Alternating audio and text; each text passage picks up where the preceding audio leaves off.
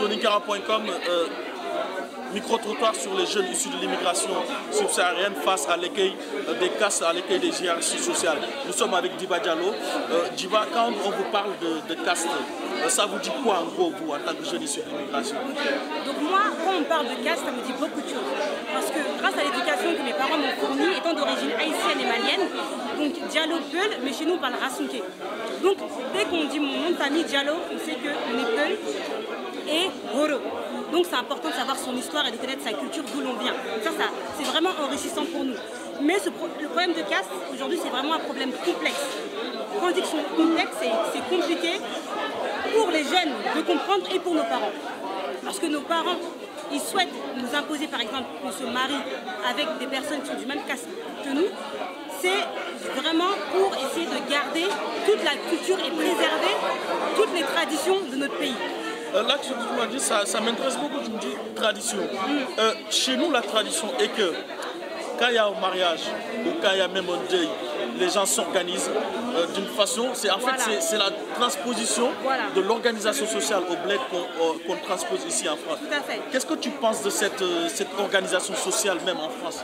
Là, en France, moi personnellement, concernant cette organisation, je la ressens dans les mariages. En tant que relais, en général, c'est mon père qui, par exemple, prend des décisions en tant que noble dans les mariages, etc. Donc c'est important, mais pour nous les jeunes, c'est pas facile à comprendre.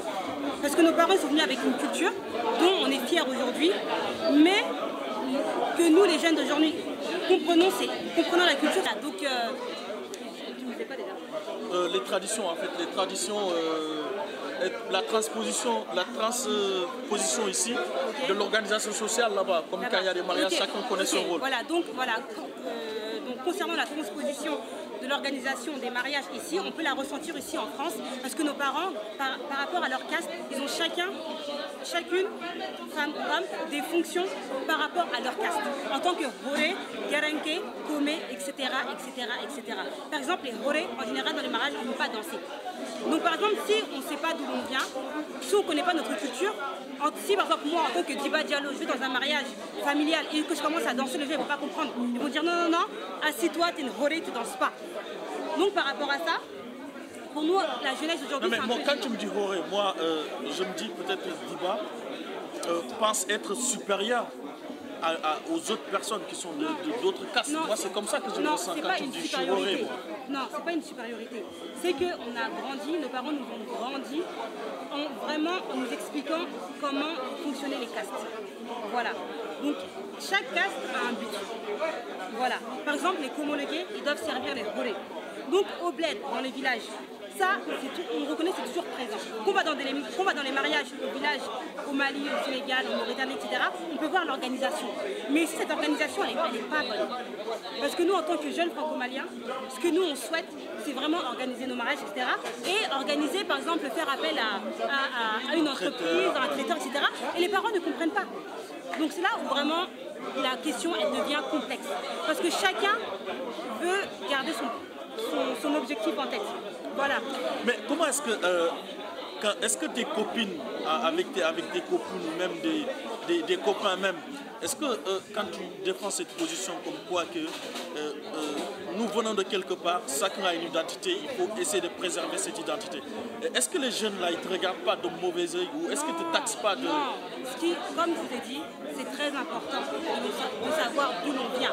Donc, moi en tant qu'haïtienne et malienne, je connais mes deux cultures. Donc si on parle du Mali, je peux répondre. Si on parle d'Haïti, je peux répondre aussi. Le plus important, c'est vraiment de connaître d'où l'on vient, de savoir d'où l'on vient. Et vraiment, c'est une richesse pour nous. Nous sommes toujours avec Sonikara.com sur les micro-trottoirs, les castes issus, les jeunes issus de l'immigration subsaharienne face à l'accueil des castes des hiérarchies sociales. Nous sommes avec M. Toungara. M. Toungara, est-ce qu'aujourd'hui, en tant que jeune issu de l'immigration, est-ce que tu comprends l'organisation sociale soninké à la base, quand on dit soninké, même c'est les Peuls ça existe, c'est les Bambara ça existe. Est-ce que tu comprends notre organisation sociale? Ouais, l'organisation, après, c'est vrai qu'avant et maintenant, il y a un peu, comment dire, il y a un peu des malentendus parce qu'avant, c'était bien organisé, comme on dit. Donc il y avait les nappes d'un côté, il y avait les forgerons d'un côté, les cordonniers, les esclaves, etc. C'est vrai que à l'époque, c'était un système qui marchait très bien. Et maintenant, c'est vrai que, comme on dit, un peuple qui n'oublie pas, qui ne sait pas d'où il vient, qui ne sait pas où aller. Après, c'est vrai que tout ça, c'est vrai que d'un côté, c'est bien, parce que ça fait marcher un système, ça fait marcher un peuple positif. Mais pas de là à essayer de désunir des personnes qui veulent se marier, etc. Ah bah justement, on vient, c'est l'épineux problème en fait, quand on parle de caste, les gens ont tendance directement à aller vers les mariages. Est-ce que toi, jeune, est-ce que tu as été même confronté vraiment à ce problème? Non, moi je n'ai pas été confronté à ce problème directement, mais c'est vrai qu'il y a beaucoup de gens autour de moi qui ont malheureusement ce problème. Après, c'est vrai que ça, c'est pas un problème. C'est vrai que c'est une histoire qu'on ne pourra pas régler du jour au lendemain, parce que c'est une histoire, donc, comme on dit, qui est réglée depuis l'histoire de nos aïeux. Mais après, maintenant, c'est vrai qu'une société, elle évolue. C'est pour ça, notamment, j'invite tout le monde du 17 au 20, il y a la deuxième édition du Festival international soninké qui va se passer à Caille, où on traitera ce genre de sujet. Après, maintenant, c'est vrai que dans les soninkarou, je vais te prendre un exemple. Nous, les soninké, nous, on vit en France. Moi, j'ai grandi en France, je suis né en France. Ça fait longtemps que nous, on est là, les soninké en France. Ce que je dis, malheureusement, ça me concerne. On vit dans des foyers, et même les foyers ne nous appartiennent pas. Il faut qu'on vive avec notre époque. Il faut qu'on vive avec notre époque. Une société, elle évolue, donc logiquement, ça évolue. Il faut garder le positif. Mais après, maintenant, c'est pas une solution de faire un tête-à-tête, de vouloir s'opposer à tes parents quand ils ne veulent pas que tu te maries, par exemple. Là, c'est un problème de fond. Ça ne se réglera pas comme ça. C'est vrai que maintenant, il faut échanger, il faut essayer. Et qu'est-ce que toi, tu conseillerais aux jeunes pour que les castes ne deviennent plus un problème pour les jeunes? Qu'est-ce que tu conseillerais aux jeunes de vraiment faire pour essayer de dédramatiser ce phénomène?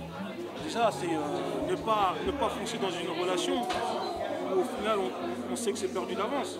Et après, on sait tous qu'un mariage sans bénédiction, c'est un mariage qui ne va pas durer. Comme aujourd'hui avec Baba Yafa, avec Baba, on va évoquer l'épineuse problème des castes.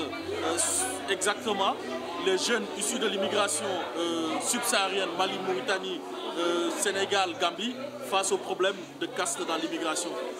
Baba Yafa, quand on te dit caste ken, ken, komenya, on te dit caste tout court, que tes jeunes soninké issus de l'immigration. Est-ce que tu intègres vraiment ce phénomène? Est-ce que tu comprends? Moi au départ, je ne l'ai pas compris, mais c'est au fur et à mesure du temps que je l'ai compris, à force d'écouter mon père, discuter avec lui, tout ça, comprendre quel était notre rôle au sein de la société, tout ça. Donc après, tu te rends compte qu'il y a une certaine hiérarchie qui a été faite, voilà, ça va du plus bas au plus petit, tout ça, jusqu'au noble et tout. Et d'un côté, c'est bien, ouais, pour nos parents à l'époque et tout, mais pour nous aujourd'hui, moi, je ne peux pas dire que ça nous aide, parce que ça a été un frein sur plein de trucs. Maintenant, après, c'est à nous de savoir l'utiliser et de ne pas le prendre comme un handicap, mais plus que ouais, comme un atout. Parce qu'en fait, le fait d'avoir ces deux-là, c'est une richesse, moi. C'est une richesse.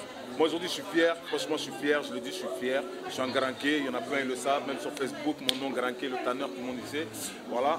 Donc, c'est juste pour dire, quand tu es ce que tu es, voilà, tu t'assumes, tu prends tel quel, il ne faut pas se voiler la face, il ne faut pas se mentir, ouais, je suis ci, je suis ça, parce que j'ai grandi en France, Moi, personnellement, en ce qui me concerne, et pour pas mal de ma génération, au départ, on s'en foutait, mais petit à petit, on a compris que c'était important et qu'il fallait se servir de ça. Tu as dit que tu es Garanké, donc tu as un rôle dans la société. Comme on dit, il y a les Nyakamala, il y a les Komo, il y a les Horo. Est-ce que cette organisation sociale, est-ce que tu la comprends et est-ce que tu es vraiment en phase avec cette organisation sociale? Honnêtement, moi je la comprends. En ce qui me concerne, moi je la comprends. Parce que je l'ai compris de par mon père et de par toutes les actions qu'on mène. C'est-à-dire, nous, les cordonniers, aujourd'hui, on a un rôle, c'est un rôle un peu social. Dès qu'il y a des couples, voilà, il va y avoir des difficultés, tout ça, il va y avoir une embrouille. Sinon, on va intervenir, on va essayer de régler le problème. On a beaucoup, ils le savent. Mon père, il a intervenu sur pas mal de problèmes de différentes familles de la communauté malienne, mauritanienne, tout ça, même voire sénégalaise des fois, et même voire européenne des fois, parce que voilà, aujourd'hui, c'est multiethnique, tu as vu, et c'est un mélange. Donc, non, bien au contraire, ouais, franchement, moi, ça m'a jamais dérangé, ça m'a plus aidé qu'autre chose, parce que c'est un atout en fait. Et même il y a pas mal de gens, ils me l'ont dit, moi je m'en suis pas rendu compte tout de suite. À force d'être là avec les gens, tu discutes avec eux, tu essaies de les comprendre, tout ça. Dès qu'ils ont des problèmes, tu essaies de les aider. Voilà, au début on me disait, ouais, t'es là, non, tu te prends trop la tête. Mais tu lui apportes certaines aides à cette personne, tu sais même pas ce que ça va lui apporter. Donc au final, tu dis, même ce que toi tu fais, vas-y en fait, c'est bon pour la communauté parce que voilà, chacun il a son rôle. Les Tégués ils vont faire leur truc, voilà, ils vont être forgerons, ils vont aller faire le fer, nanani, nanana. Je pense qu'il y en a aujourd'hui qui sont fiers de pouvoir montrer, voilà, c'est moi qui ai fait mon bracelet, tu vois, nanana. Alors, jeune, est-ce que tu comprendrais un jeune issu de l'immigration qui dit mais les castes c'est un bordel, c'est de la merde, c'est dépassé, c'est quoi ces histoires-là? Est-ce que tu comprendrais vraiment cette chose-là? Franchement, je les comprends, pourquoi? Parce que je l'ai dit aussi. Et je l'ai dit aussi pourquoi? Parce qu'on a été confronté malheureusement à un gros problème à un moment donné. C'était voilà, faut pas se mentir, nous les jeunes Soninké d'ici, à un moment donné on voulait se marier. Malheureusement voilà, nos parents, ouais c'est une quoi? C'est une horée, non tu peux pas. Pourquoi? Parce que t'es un Tégué. Ah, t'es quoi toi? T'es un Granké? Ben non tu peux pas marier à fille parce que c'est une horée. Donc à un moment donné on pète les plombs, on se dit mais attends mais c'est quoi ça? On est tous issus du même pays, voilà, on est tous fiers d'être là. Nous, quand on se regroupe, voilà, on ne dit pas ouais lui c'est un horé, lui c'est un comé, nanani, nanana, toi va faire les trucs de comé, toi tu vas faire les trucs de horé. Mais voilà, il y a des trucs qui sont essentiels et je pense qu'on peut garder. Et il y a d'autres trucs voilà, qui nous ont pas aidés du tout. Et je comprends leur révolte à certains jeunes maintenant, mais après c'est à eux de réfléchir. Donc qu'est-ce que Baba conseillerait aux parents, franchement, qui ont des problèmes avec leurs enfants par rapport à l'intégration vraiment de cette organisation sociale qu'on a héritée de notre culture d'origine? Moi personnellement ce que je peux dire c'est que faut que les parents soient tolérants. Il faut qu'ils apprennent à être tolérants. Pourquoi? Parce qu'on a vu et on a vu et on a vu et on a vu que ce soit ma génération, la génération d'avant, la nouvelle génération, il y a plein de couples qui ont été brisés à cause de ça et tu te retrouves, voilà, nanani, nanana, alors que c'est pas forcément ta destinée au départ. Mais bon après comme on dit, tout ce que Dieu fait est bon, tu vois. Moi j'assume, mais perso j'en connais beaucoup.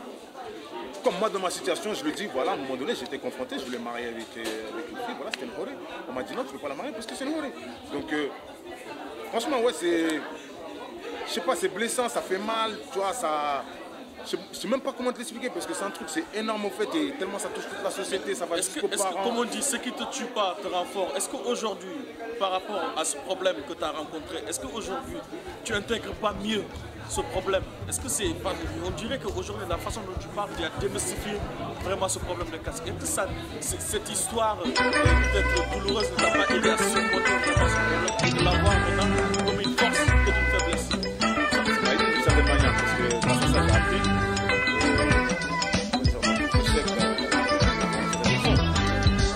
Moi, j'ai une autre réflexion. Pourquoi? Parce que j'ai cherché à comprendre le pourquoi, du comment et quand on t'explique parce que si, parce que ça, des histoires de 1964 qui reviennent, est-ce que avec un garantie tu pourras pas quand arriver des galères.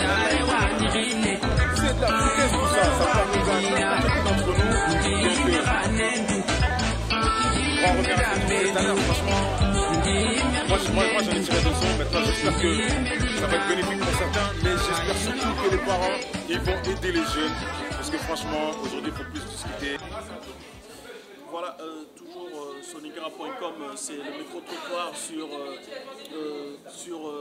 les jeunes issus de l'immigration face à l'écueil des castes. Nous sommes avec mademoiselle Traoré qui va nous parler aussi de son expérience dans le domaine. Quand on vous parle de caste, qu'est-ce que cela vous inspire? Des différences, des conflits et aussi des traditions. Mais l'organisation, comme tu dis, des différences, en fait, c'est une organisation sociale. Oui, c'est une organisation sociale. Dans toute culture, chaque personne a un rôle bien déterminé. Est-ce que cette organisation sociale, elle n'est pas profitable? Après, ça dépend de l'endroit aussi. Elle peut être profitable quand on est directement au pays, mais ici, il n'y a pas de barrière, il n'y a pas de différence, donc enfin, entre nous, parce qu'on cherche une unité, et le fait qu'il y ait des castes, ça peut justement poser problème au niveau de cette unité sur un terrain où on n'est pas chez nous. Alors, si on dit tel est ton corps, tel est ton commun, tel est ton diarrhée, Je vais aller la voir. qu'est-ce que tu ressens face à cette déclaration? Pour moi, c'est un peu lointain quand même. Étant né ici, en fait, j'ai pas été. Non, moi je vais l'appeler quand on sera sur scène. Donc, du coup, pour moi, c'est quelque chose qui est assez lointain et qui reste quand même des traditions. Qui faudrait peut-être faire évoluer justement pour éviter certains conflits aujourd'hui. Et. Beaucoup de jeunes rencontrent plusieurs difficultés, surtout pendant s'ils veulent se marier, justement par rapport à ces cas. Est-ce que tu comprends réellement des parents qui, parce que fortement attachés à leur origine culturelle, fortement attachés à ces accès sociaux, bloquent ces unités? Est-ce que tu peux comprendre ça? Oui, ça peut se comprendre. Ça peut se comprendre parce qu'ils sont encore ancrés dans un système qui reste assez partitionné. Donc ça peut se comprendre à ce niveau-là. Et sur un autre niveau, c'est vrai que étant ici, on va dans les mêmes écoles, on fréquente les mêmes endroits, il n'y a pas de différenciation. Donc si à la base, les parents n'ont pas fait le travail de faire la différence entre, enfin nous expliquer ce système de caste, c'est vrai que nous, on ne peut pas comprendre. Bah, du coup, qu'est-ce que tu conseilles aux parents? D'ancrer un peu plus ce système de caste s'ils veulent éduquer leurs enfants dans ce sens-là. C'est-à-dire faire déjà une préparation à la base. Une préparation à la base. Formatage. Voilà. Donc, sans ce formatage-là, nous, franchement, le système de caste, on ne peut pas l'intégrer.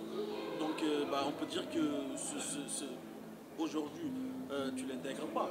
Mais c'est un système que tu recuses pas catégoriquement. Non, je ne recuse pas, ça fait partie des traditions. Ça fait partie des traditions, ça fait partie de notre culture. Et maintenant, c'est vrai que la culture, il faut qu'on l'ait en entier, pas en partie, pas que ce qui arrange, pas que quand il y a un problème, venir l'évoquer. Parce qu'après, sur un recul, sur 20 ans, 20, 25 ans, l'âge de mariage aujourd'hui, la personne n'est pas susceptible de comprendre, la personne l'a rencontrée, et n'a pas de